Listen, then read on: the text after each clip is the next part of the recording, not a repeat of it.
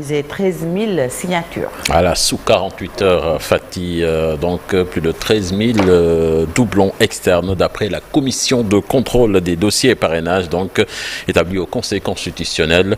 Pape Djibril Fall donc a validé selon son mandataire plus de 30 000 parrains à Pendadien que je vous propose d'écouter. Aujourd'hui, on a été contrôlé par rapport à notre dossier de parrainage et alhamdoulilah, on a eu à valider plus de 30 000 parrains, ce qui en soi est quand même une très très bonne chose. On a même été félicité par rapport au travail sérieux qui a été fait. On n'a pas eu beaucoup de doublons internes et on n'a pas également eu beaucoup d'erreurs matérielles. Donc nous avons à régulariser quelques 13 000 parrainages. Et comme on l'avait fait lors des législatives, j'appelle vraiment tous les Sénégalais d'ici et de la diaspora à venir encore nous parrainer pour accompagner ce projet. Et Inch'Allah, en 2024, le président Pape Djibril Fall sera le plus jeune président du Sénégal. Merci beaucoup. Vous aviez déposé, madame, combien au total? On avait déposé le maximum de parrainage. Okay. Le maximum juste? Oui, 58 975. Idrissa Seck va lui aussi faire une session de rattrapage. Le professeur Daouda Ndiaye admis à l'examen de contrôle. Cheikh Abdou Bara Dolly lui a été éliminé. C'est le résumé de la journée d'hier, donc avec Habib Faye et Alioune Diagne. Cheikh Abdou Mbacké Bara Dolly ne digère pas son élimination lors de l'étape de vérification des parrainages par le Conseil constitutionnel. Plus de ces 15 000 parrains rejetés, il pointe du doigt. Il faut trouver un bon fichier, sinon le camp de Macky Sall va encore gagner les élections. J'ai noté qu'il y a deux fichiers, c'est grave, et selon leur désir, ils retiennent soit l'un, soit l'autre. Cependant, il faut retenir que ce n'est pas le président Macky Sall qui va me barrer la route. Le Conseil constitutionnel n'a validé que 2 candidats sur 10 ce matin. Professeur Daouda Ndiaye et Idrissa Seck passent à l'examen de vérification. Mais le leader de Rewmi doit, comme en 2019, faire la session de rattrapage pour remplacer ses doublons.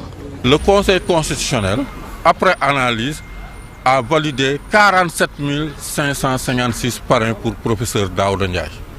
Et on a 7 150 rejets que nous allons traiter à l'interne, parce que c'est des rejets qui sont multiples. On a validé les régions, il nous reste uniquement à travailler pour remettre les doublons pour pouvoir atteindre la barre minimale de 44 231. Donc nous rendons grâce à Dieu par rapport à ça et nous sommes en séance de rattrapage comme en 2019 et nous sommes confiants que nous allons passer parce que si le nombre de doublons ne pouvait pas régler le problème, nous serons éliminés. 2 mandataires sont venus au Conseil constitutionnel déposer un recours.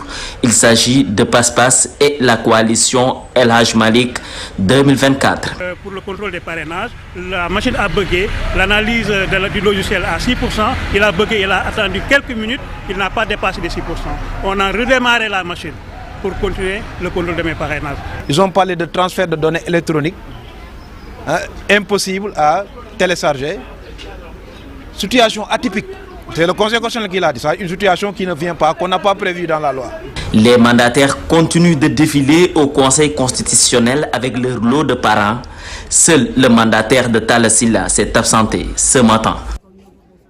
Puis le candidat du PUR, Mamadou Dia, lui également a validé son dossier de parrainage, même s'il devra valider, même s'il devra régulariser donc près de 200 signatures. Ce mercredi, Karim Wade, Malick Gakou, Aly Ngouille Ndiaye, entre autres, vont passer devant la commission pour valider leur parrainage.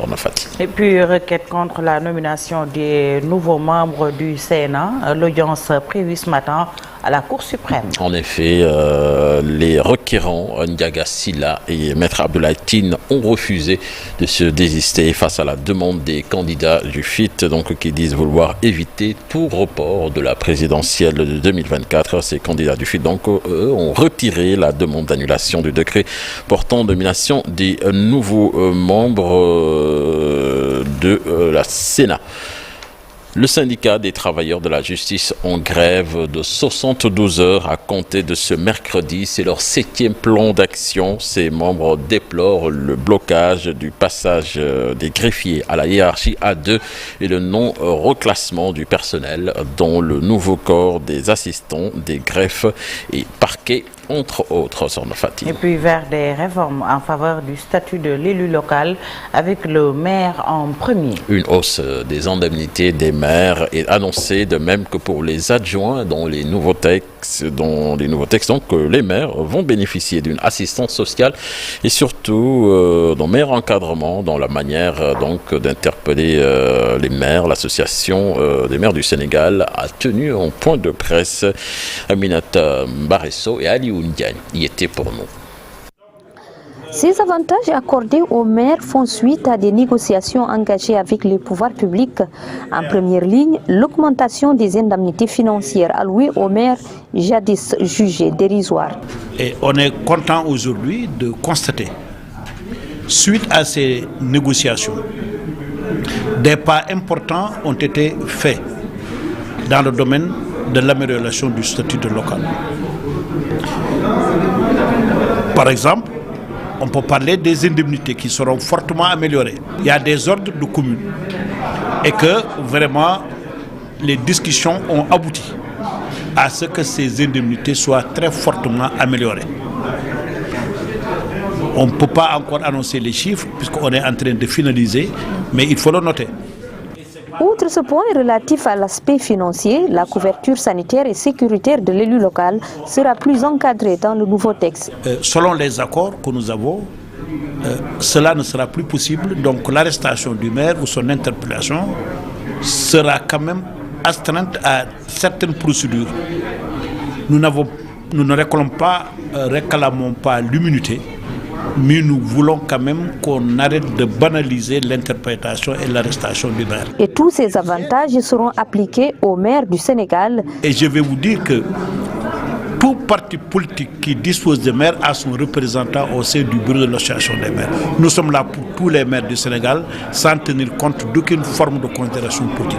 Les adjoints aux maires sont aussi pris en compte dans les réformes. Des commissions paritaires travaillent pour mettre en application ces acquis, des acquis qui devraient revaloriser la condition sociale, mais également financière de l'élu local. Aminata Baresso, merci sur nos Fati. Donc c'était là l'essentiel de l'actualité nationale de ce matin.